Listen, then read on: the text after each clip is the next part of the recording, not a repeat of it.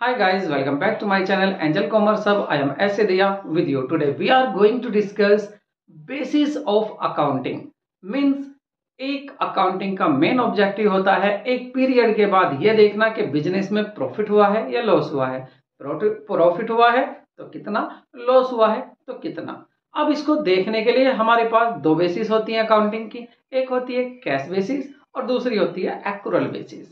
आज इनका ही हम यहाँ डिटेल से देखेंगे, इनका ही डिस्कस करेंगे कि कैश बेसिस क्या है और एक्रूअल बेसिस क्या है, दोनों में डिफरेंस क्या है, दोनों में किस तरह से न्यूमेरिकल अलग अलग होता है, किस तरह से इनकम को फाइंड करते हैं, ये हमें आज देखना है। लेकिन उससे पहले एक रिक्वेस्ट है आपसे, अगर आप फर्स्ट टाइम मेरे चैनल पर आए हैं तो चैनल को सब्सक्राइब करना, वीडियो को लाइक करना बिल्कुल ना भूले।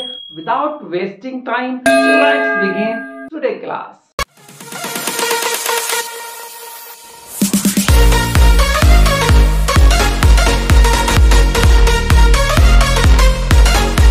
सो गाइस, पहले देखेंगे हम cash basis of accounting. Cash basis of accounting क्या होता है, मेरे साथ नोट करते रहना। देखिए, cash basis of accounting is a system इन विच, एक ऐसा सिस्टम होता है जिसमें transactions are recorded, transaction recorded किए जाते हैं व्हेन, जब कैश इज रिसीव्ड और पेड, या तो कैश रिसीव्ड हुआ हो या पेड किया हो तभी आप ट्रांजैक्शन को रिकॉर्ड करेंगे, अदरवाइज ट्रांजैक्शन को रिकॉर्डिंग नहीं होगी। It means revenue recognized on the receipt on cash.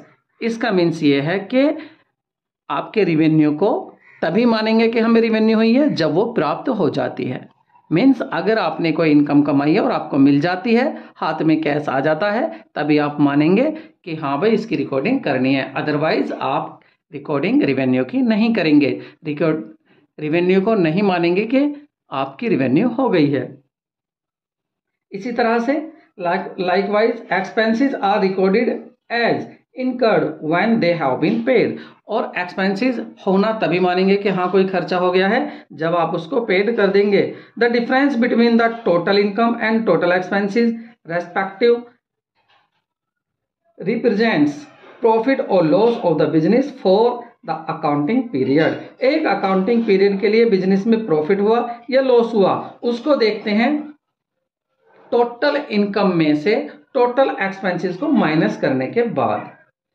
जब cash basis accounting is followed तब outstanding and prepaid expenses and income received in advance और एक्रूड, एक ही बात है, एक्रूड इनकम और income received in advance are not considered, ये consider नहीं की जाती हैं। Receipt and payment account prepared in the non profit organisation such as charitable institution, club and school is example of accounting on cash basis. तो cash basis accounting में आपने note किया, आपने देखा, क्या देखा आपने कि हम ट्रांजैक्शन को तभी रिकॉर्ड करेंगे, तभी ट्रांजैक्शन की रिकॉर्डिंग होगी जब या तो कैश आया हो, हाथ में कैश मिला हो, या आपका एक्सपेंसेस आपने पेड किया हो। अब इसमें आउटस्टैंडिंग एक्सपेंसेस की एंट्री नहीं होनी, प्रीपेड एक्सपेंसेस की एंट्री नहीं होनी, इनकम रिसीव्ड इन एडवांस की एंट्री नहीं होनी, अनएक्रूड इनकम की एंट्री नहीं होनी। अब आप कहेंगे सर ये फिर हैं क्या चारों, अभी बताता हूं, पहले आगे सुनो। इस तरह की बेसिस जो होती है अकाउंटिंग की, ये कहां यूज की जाती है, नॉट फॉर प्रॉफिट ऑर्गेनाइजेशन में। अब नॉट फॉर प्रॉफिट ऑर्गेनाइजेशन क्या होते हैं, ऐसे इंस्टीट्यूशन, ऐसे ऑर्गेनाइजेशन जो प्रॉफिट अर्न करने के लिए नहीं बनाए जाते हैं और वो अपने यहाँ पर रिसीट एंड पेमेंट अकाउंट बनाते हैं। वो बस इतना लिखते हैं, रिसीट क्या आई, पैसा आया रिसीट में, जहां खर्चा किया पेमेंट किया वो पेमेंट साइड में। तो ये अपने यहाँ पर रिसीट एंड पेमेंट अकाउंट बनाते हैं। अब नॉट फॉर प्रॉफिट ऑर्गेनाइजेशन कौन कौन से होते हैं, जैसे आपका चैरिटेबल ट्रस्ट होता है कोई, या आपका हॉस्पिटल होता है, स्कूल होता है, इनमें सब में cash basis of accounting use की जाती है। अब बात करते हैं दूसरी। मैंने आपसे कहा आउटस्टैंडिंग क्या है, अगर माना इस बार आपको इस महीने रेंट देना था लेकिन आपने रेंट नहीं दिया और ये हो गया 31 मार्च, 31 मार्च हो गया, साल पूरी होगी, आपने नहीं दिया, तो आप बैलेंस शीट में इस एक्सपेंसेस को दिखाएंगे आउटस्टैंडिंग एक्सपेंसेस, कि देना तो था लेकिन हमने दिया नहीं। प्रीपेड एक्सपेंसेस, अगर इस साल का मार्च का आपने जब रेंट पेड किया उसके साथ आपने आने वाले साल का रेंट भी पेड कर दिया तो ये हो जाएगा प्रीपेड एक्सपेंसेस। एक्रूड इनकम, आपने अन तो कर ली, किसी का माल बिकवा दिया, उसने कहा था कमीशन दूंगा, ठीक है भाई हम तेरा माल बिकवा देते हैं, उसका माल बिकवा दिया, हम कह रहे हैं लाओ भाई कमीशन दे दो, तो कह रहा है ले लेना यार, अभी ना है, अगले महीने ले लेना, लेकिन साल पूरी हो गई, नेक्स्ट ईयर चली गई, तो इस इनकम को, ये जो हमने इनकम अन की है, इसको बोलेंगे एक्रूड इनकम। मीन्स हमने अन तो कर ली लेकिन हमें रिसीव्ड नहीं हुई। फोर्थ होता है अनएक्रूड इनकम। मीन्स हमसे किसी ने कहा यार हमारा माल बिकवा दे और अपना तो कमीशन ले लेना, हमने कहा ठीक है बिकवा देंगे, उसने कहा सोचा कि एकदम सुनते ही कह दिया ऐसा ना कभी ना बिकवाए, उसने हमें कुछ एडवांस भी दे दिया, अब हमने एडवांस में इनकम ले ली उससे, लेकिन उसका माल हमने बिकवाया ही नहीं, साल होगी पूरी, तो इसको बोलेंगे अनएक्रूड इनकम। तो इन चारों की रिकॉर्डिंग, इन चारों ट्रांजैक्शन को हम इस कैश बेसिस में बिल्कुल भी नहीं लिखते हैं, इनको जगह नहीं देते हैं। मान लेते हैं अगर मुझे 2 लाख रुपए की सेल हुई, अब उस 2 लाख की सेल में भी सुन लो कैसे कैसे हुई, 1.5 लाख रुपए की तो हुई है नगद सेल हुई है, कैश सेल करी है मैंने तो 1.5 लाख रुपए आ गया, और 50,000 कर दी मैंने उधार सेल, तो अगर सही रूप से देखें तो हमारे बिजनेस में कितनी सेल हुई, 2 लाख, लेकिन कैश बेसिस में 2 लाख नहीं दिखाएंगे, कैश बेसिस में कहेंगे 1.5 लाख। रिसीव्ड कितनी हुई, रिसीट कितनी आई है 1,50,000। और अब आ जाओ एक्सपेंसेस पर, अगर एक्सपेंसेस इस साल के 30,000 थे लेकिन आपने केवल पेड किए हैं 20,000, तो कैश कितना गया 20,000, तो इसमें जो नहीं गया कैश उसको छोड़ो। इसी तरह से रिवेन्यू में देखो, आपने 2 लाख की सेल करी लेकिन मिले कितने 1.5 लाख, तो आप किसी से नहीं कहेंगे कि मैंने इतनी सेल करी है, आप रिकॉर्डिंग करेंगे भाई 1.5 लाख रुपया तो आया और 20,000 हो गया हमारा खर्चा, 1.5 लाख में से 20,000 को माइनस कर देंगे, जो भी बचा 1,30,000, ये होगी इनकम। अच्छे से समझ में आ गई है। इसके एडवांटेजेस और हैं, इनको देख लो, इसको आप नोट कर लेना, इसके क्या क्या एडवांटेजेस हैं। It is simple basis of accounting, बहुत सिंपल होती है, adjustment for outstanding prepaid expenses, accrued income and income received in advance is not made. क्यों सिंपल क्यों होता है इसमें अकाउंटिंग करना, क्योंकि एडजस्टमेंट तो करने ही नहीं है। This approach is more objective as very few estimates and judgement are required. इसमें देखिए जो जजमेंट होता है वो जजमेंट की बहुत कम जरूरत होती है, इसलिए क्या होता है ये ऑब्जेक्टिव होती है। ऑब्जेक्टिव मतलब इसमें पर्सनल बाइस की जरूरत नहीं होती, कोई पक्षपात इसमें नहीं होता है। This basis of accounting is suitable for the those enterprises where most of the transactions are on the cash basis, जहां पर कैश बेसिस पर ज्यादा ट्रांजैक्शंस होते हैं वहां इसको यूज किया जाता है। अब इसके डिसएडवांटेजेस क्या होंगे, देखिए अगर डिसएडवांटेजेस की बात करें तो it does not give a true and fair view of the profit और लॉस।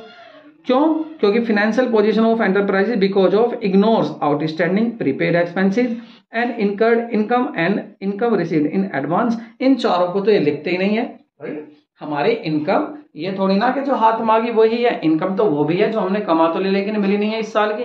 अब ये इन चारों को तो रिकॉर्ड ही नहीं करता, तो क्या ये सही व्यू देगा, क्या ये फेयर रिप्रेजेंट करेगा हमारा फेयर स्टेटमेंट हमारे बिजनेस का, नहीं करेगा। और क्या है इसका दूसरा, it does not follow the matching principal concept. Matching principal accounting जो था उसको भी ये फॉलो नहीं करता, मैच होती नहीं है इसमें। This system does not distinguish between capital and revenue items, as a result there is no consistency in the profit of 2 years। होता क्या है, ये ना तो ये देखता कैपिटल एक्सपेंसेस क्या है, ना ही देखता है कैपिटल आइटम्स, ना ही देखता है रेवेन्यू आइटम्स। ये तो बस ये देखता है भाई पैसा है, रेवेन्यू आ रहा है, बात खत्म। पैसा आ रहा है तो मैं लिखूंगा, पैसा नहीं आ रहा मैं नहीं लिखूंगा, पैसा जा रहा है मैं लिखूंगा, पैसा नहीं जा रहा तो मैं नहीं लिखूंगा। आपको ये समझ में आ गया होगा। इसका लास्ट में न्यूमेरिकल भी करेंगे, लेकिन उससे पहले देखते हैं अपना एक्रूअल बेसिस।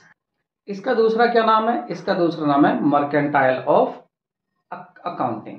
दो नेम हो गए इसके, फर्स्ट नेम क्या है इसका एक्रूड इनकम और एक्रूअल बेसिस ऑफ अकाउंटिंग, और दूसरा क्या है मर्केंटाइल बेसिस ऑफ अकाउंटिंग। ये दोनों ही इसी के नाम होते हैं। ये क्या होता है नोट कर लो साथ साथ आप जल्दी से, फिर इसको डिटेल में समझते हैं। Under accrual basis of accounting unlike under cash basis of accounting, बिल्कुल उससे अलग है। क्यों अलग है, income is recorded as income when it is earn और एक्रूड इनकम को तभी रिकॉर्ड कर लिया जाता है जब वो अर्न कर ली जाती है। मीन्स ये नहीं है कि जब पैसा ही प्राप्त होगा। जैसे एग्जांपल देखें तो credit sale is recognised as a sale irrespectively of the fact whether amount has been received और नॉट।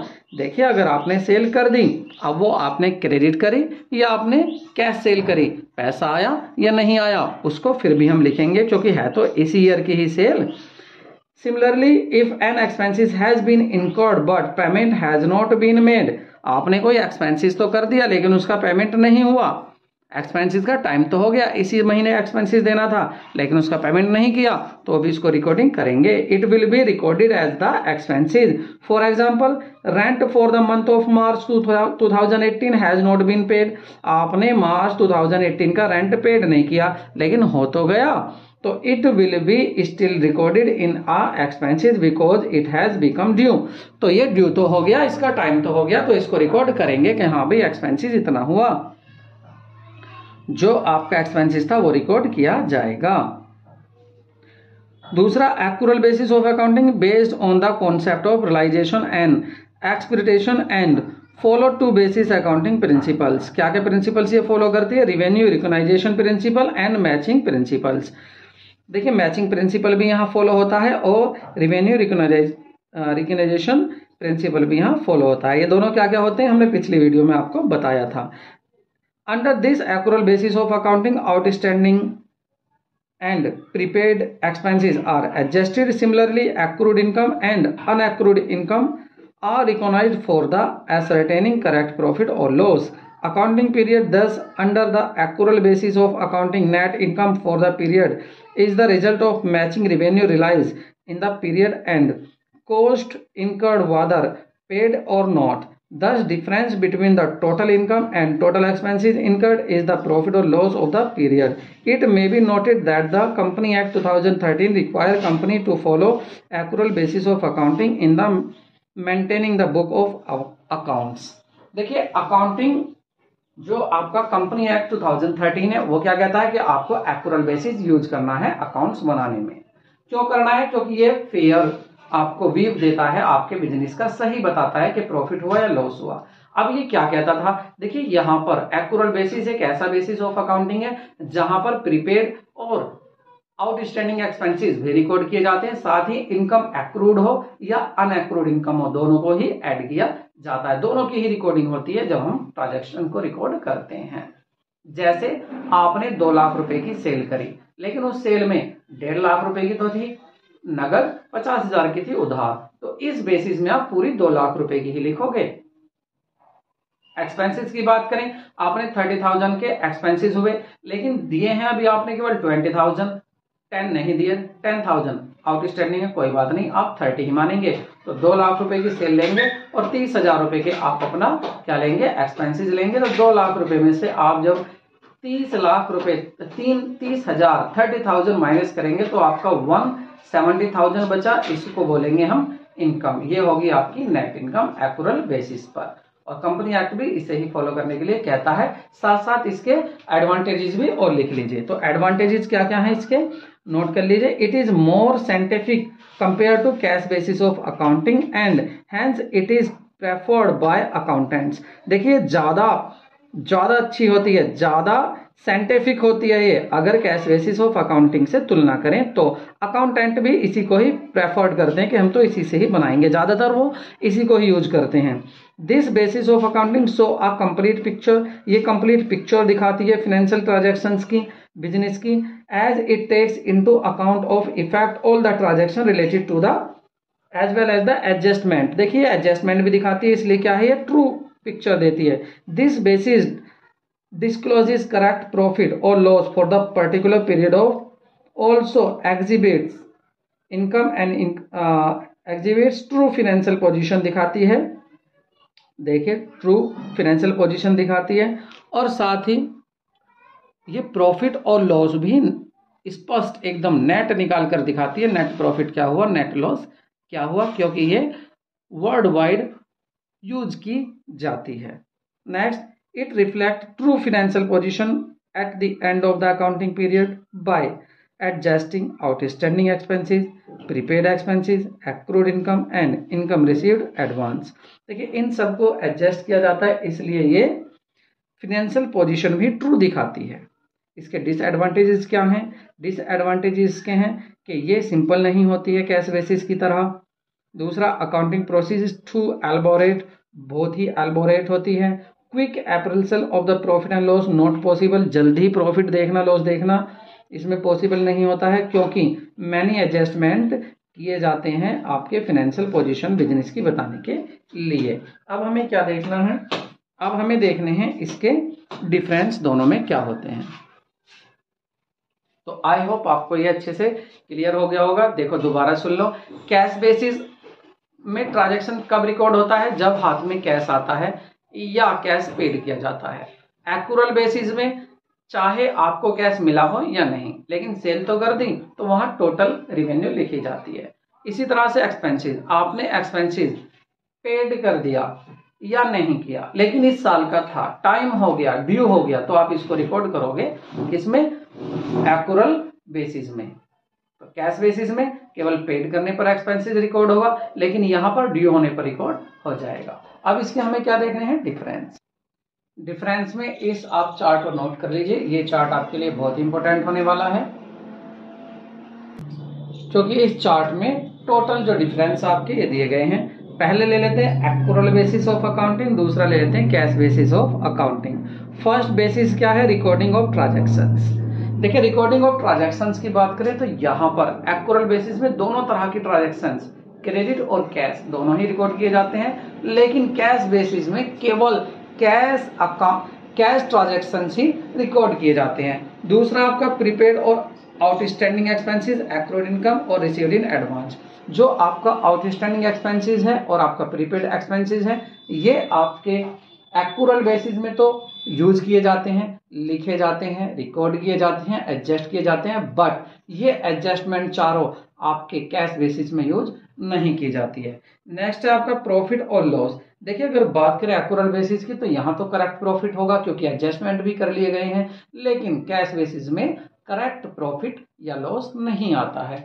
नेक्स्ट आपका टेक्निकल नॉलेज। देखिए एक्यूरल बेसिस ऑफ अकाउंटिंग में टेक्निकल नॉलेज की जरूरत होती है, लेकिन जो आपका कैश बेसिस ऑफ अकाउंटिंग है इसमें टेक्निकल नॉलेज की जरूरत नहीं होती है। लीगल पोजीशन की अगर बात करें, देखिए जो कंपनी है 2013 था, उसने रिकॉग्नाइज किया है, उसने इसको जो आपका रिकॉग्नाइज किया है कंपनी एक्यूरल बेसिस को, लेकिन कैश बेसिस को उसने रिकॉग्नाइज नहीं किया है। अगर बात करें लीगल पोजीशन हो गया acceptability, accrual basis of accounting more acceptable. देखिए ज्यादा जो एक्सेप्टेबल होता है वो होता है एक्यूरल बेसिस, कैश बेसिस ज्यादा एक्सेप्टेबल नहीं होता। नेक्स्ट आपका reliability, accrual basis of accounting is more reliable. देखिए ज्यादा रिलायबल कौन होता है? आपका एक्यूरल बेसिस। क्यों? क्योंकि यहाँ पर टोटल ट्रांजैक्शंस लिखे जाते हैं, करेक्ट व्यू मिलता है आपके बिजनेस का। सुटेबल और आपका कैश बेसिस में रिलायबिलिटी कम होती है। अब बात करते हैं सुटेबिलिटी। सुटेबल कौन सा होता है? देखिए एक्यूरल बेसिस ऑफ अकाउंटिंग जो सुटेबल होता है उन बिजनेस के लिए जहां पर कॉम्प्लेक्स ट्रांजैक्शंस होते हो, जहां पर एक्यूरल बेसिस यूज की जाती हो, तो वहां पर आपका ये सुटेबल होता है। लेकिन जहां पर नॉन प्रॉफिट ऑर्गेनाइजेशन है, जहां केवल कैश का ही आना जाना ज्यादा रहता है, वहां पर आपका cash basis of accounting use किया जाता है। तो इसका डिफरेंस भी हो गया है। अब देखते हैं इसका न्यूमेरिकल। तो आप क्वेश्चन देख लीजिए, क्वेश्चन रीड कर लेते हैं इसका जो अभी हमें सोल्व करना है। Vijay a consultant during a financial year 17-18 earn 4 lakh. देखिए 4 लाख अर्न किए हैं, लेकिन 4 लाख अर्न तो किए हैं, but out of which he received 350,000। लेकिन उसमें से रिसीव्ड कितने हुए? केवल 3.5 लाख। 4 लाख रुपए कमा तो लिए, लेकिन हाथ में कितने मिले हैं? केवल अभी रिसीव्ड हुए हैं 3.5 लाख। इसी तरह से ही इनकर्ड एंड एक्सपेंसेस, उसने एक्सपेंसेस भी किया है 1,70,000 का, आउट ऑफ विच 40,000 और आउटस्टैंडिंग, लेकिन 40,000 तो भी देने बाकी हैं भाई। 40 आपको 40 का ये तो है कि हाँ भाई आपको 40 देखिए 4 लाख की आपको रिसीट हो गई, इनकम अर्न कर दी, आपने कमाया कितना? 4 लाख, लेकिन साथ ही साथ आपको उसमें से मिला कितना? 3.5 लाख। इसी तरह से एक्सपेंसेस हुए थे 1,70,000, लेकिन अब भी देने बाकी है 40,000। इसका मतलब दिए कितने हैं? 1,30,000। केवल यही अभी आपने दिए हैं। उसके बाद आगे पढ़िए question. He also received consultancy fee relating to the previous year. पिछले साल के भी आपको 45,000 मिले हैं। And also paid 20,000 expenses for the last year. और पिछले साल के 45,000 के आपके एक्सपेंसेस थे, ये भी आपने पेड अभी किए हैं। ठीक है, इसका सॉल्यूशन देखते हैं। सो गाइस देखिए, मैंने लिख लिया है टोटल अर्न रुपीज जो हुए हैं, टोटल अर्निंग हुई है हमारी 4 लाख रुपीज, और इसमें से रिसीव्ड हुए हैं केवल 3,50,000 रुपए। साथ ही साथ प्रीवियस ईयर की जो फीस है वो 45,000 रिसीव्ड हुई है, ये भी रिसीव्ड हुई है। उसके बाद एक्सपेंसेस थोड़े मैंने अलग हटा के लिख लिए हैं। एक्सपेंसेस जो करंट ईयर के हैं 1,70,000, आउटस्टैंडिंग एक्सपेंसेस 40,000। इसका मतलब 40 तो आउटस्टैंडिंग है, मीन्स अभी पैसा दिया ही नहीं है 40 का। फिर दिया कितना पैसा है? पैसा जो दिया गया है वो दिया गया है केवल 1,30,000। कैसे आया ये भाई? 1,70 का एक्सपेंस हुआ, इसमें से 40 आउटस्टैंडिंग है, तो फिर दिया कितना है आपने? तो जो आपने एक्सपेंस पेड किया है वो आपने पेड किया है केवल 170 माइनस 40, इट मीन्स आपके पेड हुए हैं 1,30,000। ये भी मैंने यहाँ लिख लिया है। अब देखते हैं यहाँ पर, और लास्ट ईयर की और देख लीजिए, लास्ट ईयर का जो खर्चा आपने दिया है वो है 20,000। अब हमें देखना है पहले कौन सा बेसिस देखेंगे। अब यदि हम यहाँ फॉलो करते हैं cash basis of accounting, cash basis accounting में हम देखेंगे पहले कैश। केवल हमें क्या देखना है कि कैश रिसीव्ड कितना हुआ। तो हमें निकालना क्या है? हमें निकालना है इनकम, हमारी नेट इनकम कितनी हुई है। तो नेट इनकम के लिए हमें क्या करना है? हमें नेट इनकम के लिए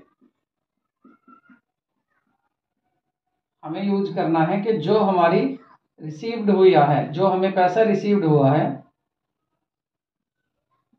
इस रिसीव्ड में से माइनस कर देंगे जो हमने एक्सपेंस पेड किए हैं, उनको माइनस कर देंगे। अब आपको कितना रिसीव्ड हुआ है? रिसीव्ड हुआ है केवल 3,50,000। ये 3.5 लाख आपको रिसीव हुए हैं। और इसमें से आप कहेंगे सर इनकम तो इस साल की 4 लाख थी, हमें 4 से मतलब नहीं, हमें 3.5 लाख से मतलब है। और यहाँ पर हमने पेड कितना किया है? 1,30,000। आप कहेंगे सर 1,70 था इस साल का तो खर्चा, लेकिन आपने कैश कितना दिया? 1,30। बाकी तो आपके 40,000 अब भी देने बाकी थे, तो इनको माइनस कर लेते हैं और ये आ जाएगा आपका कैश बेसिस से 50,000। ठीक है, और इसी में एक बात और, ये तो हो गया इस साल का। अब पिछले साल पर चलते हैं। देखो लास्ट ईयर की जो इनकम हुई है कितनी हुई है? 45,000। तो ये भी इनकम क्या मानी जाएगी? इसी साल के 45,000 भी यहीं ऐड हो जाएंगे। ठीक है, उसके बाद ये किस में ऐड हो जाएंगे? इनकम में। और ये जाता है एक्सपेंसेस आपका। एक्सपेंसेस में पिछले साल का एक्सपेंस कितना पेड किया था? 20,000। ये हो जाएंगे 20,000 यहाँ पर ऐड। यानी किसी भी साल का पेड किया हो, इस साल कितना खर्चा दिया? 1,30। पिछले साल का कितना दिया? 20,000। तो ये मतलब नहीं कि कौन सी साल का दिया, बस इतना लिखना है कि 1,30 भी दिया, 20 भी दिया। इसी साल कितना कैश गया?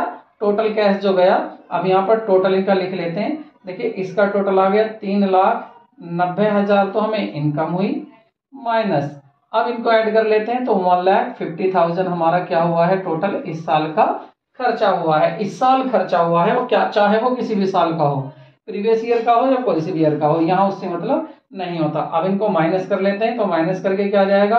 90 माइनस 40,000 और 3 लाख माइनस 1 लाख 2,40,000। तो ये क्या है? इस साल की नेट इनकम।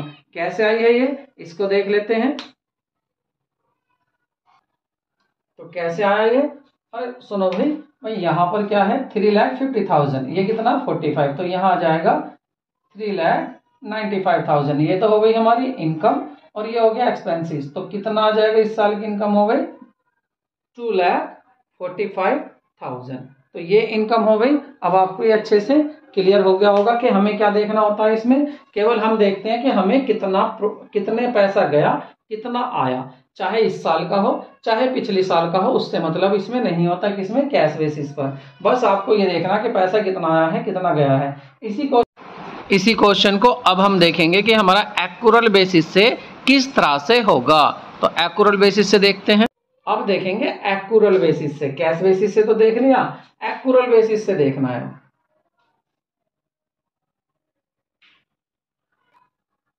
तो कैश बेस एक्यूरल बेसिस में हमें देखना है कि इस साल की इनकम कितनी हुई। तो इस साल की इनकम कितनी है, 4 लाख। तो देखिए हमें क्या फाइंड करना था, हमें फाइंड करना था नेट इनकम। अब नेट इनकम में क्या करेंगे, जो भी इस साल हमें इस साल का अर्न किया है वो तो हमारी जो रिसीट होगी, रिसीट नहीं, यहाँ क्या लिखेंगे, अर्निंग। क्या अर्न किया है हमने, अर्निंग जो है हमारी, उसमें से माइनस कर देंगे जो हमारा एक्सपेंसिस है। अब इस साल की कितनी अर्निंग है, 4 लाख। वो अलग बात है हमें मिले हो या ना मिले हो। साथ ही साथ माइनस क्या करेंगे, इस साल का एक्सपेंसिस कितना है, 1,70,000। इस साल हमने पेड किया हो या ना पेड किया हो उससे मैटर नहीं है, लेकिन है तो इस साल का 170, तो इसको माइनस कर लेंगे, क्या बचेगा, 2,30,000। तो ये क्या हो जाएगी, ये नेट इनकम हो जाएगी इससे। तो यहाँ पर इनकम कितनी थी, 2,30,000, और पीछे क्या दिखा रहा था, 2,45,000। तो दोनों में डिफरेंस होता है। ये कौन सा बेसिस है, ये है आपका एक्यूरल बेसिस, ACCRUAL,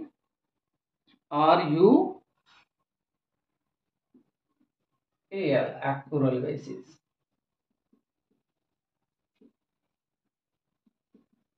ठीक है, एक्यूरल बेसिस ऑफ अकाउंटिंग है ये, और वो था आपका दूसरा। तो एक एग्जांपल इसका और देखते हैं।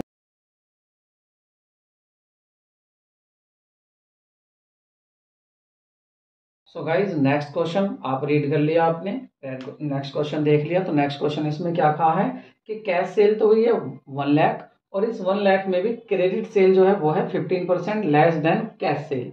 मतलब 1 लाख में जो क्रेडिट सेल है वो कितनी कम है, 15%। तो 1 लाख का 15% कितना हुआ, 15,000 ही हुआ।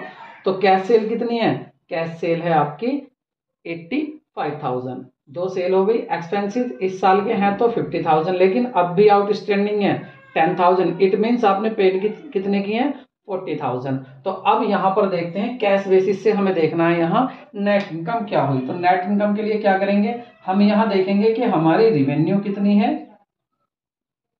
रिवेन्यू माइनस हमारे एक्सपेंसिस।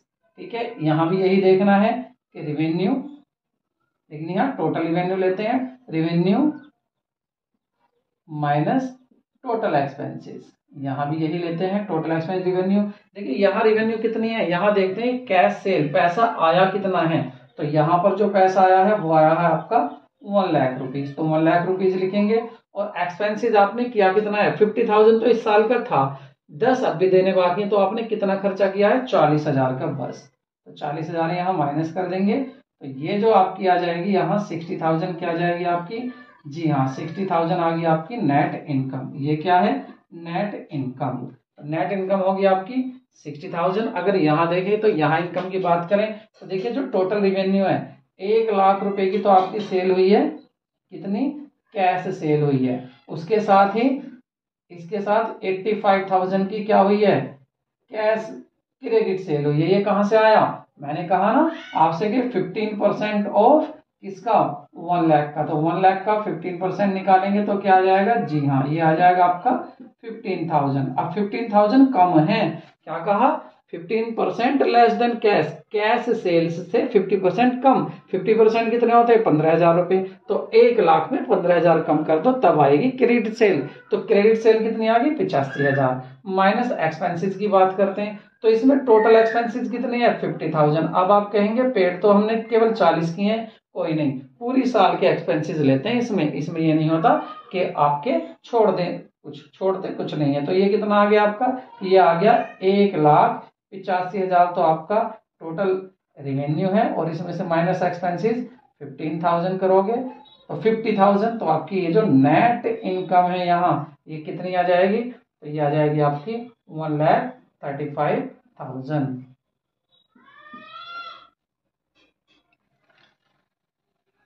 तो यहां पर आपने डिफरेंस देख लिया है। इस अगर कैश बेसिस ऑफ अकाउंटिंग की बात करें तो यहां पर केवल कैश कितना आया कितना गया उसको देखते हैं, चाहे कोई सी भी साल का हो, प्रीवियस ईयर का हो या करंट ईयर का हो। और यहाँ क्या देखते हैं, यहाँ पर देखते हैं कि इस साल का टोटल कितना आया। इससे मतलब नहीं है कि मिला कितना, भाई मिला तो 1 लाख थे 85 नहीं मिले, लेकिन है तो इसी साल की सेल, तो इसको टोटल लेंगे। इसी तरह से यहाँ देखते हैं पूरी साल का कितना खर्चा था, 50,000। वो अलग बात है कि 40 ही दिया, लेकिन यहाँ टोटल लेना होता। तो ये होती है एक्रूअल बेसिस, ये होती है cash basis of accounting. So guys, हमने इस एक वीडियो में अपने इस पूरे चैप्टर को फिनिश कर लिया है, और आई होप आपको ये अच्छे से समझ में भी आ गया होगा। अगर समझ में आ गया हो तो वीडियो को लाइक जरूर करें। मिलते हैं नए वीडियो में। Take care, bye bye.